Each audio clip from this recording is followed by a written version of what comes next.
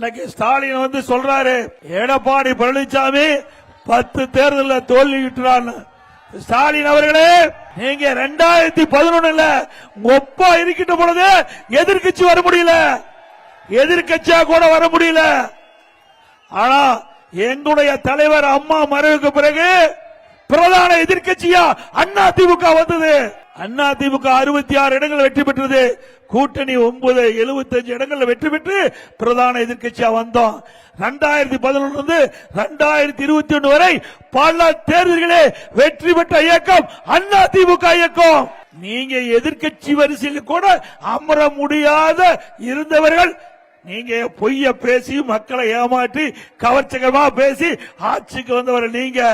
இந்த 5 ஆண்டுல மக்கள் பட்ட துன்பம் வேதனைகள் அத்தனையும் இன்றைக்கு வருகின்ற சட்டமன்ற தேர்தல் மூலமாக வெளிப்படுத்துவாங்க. இனி திமுகவுக்கு இந்த தேர்தலோட இறுதி தேர்தல்.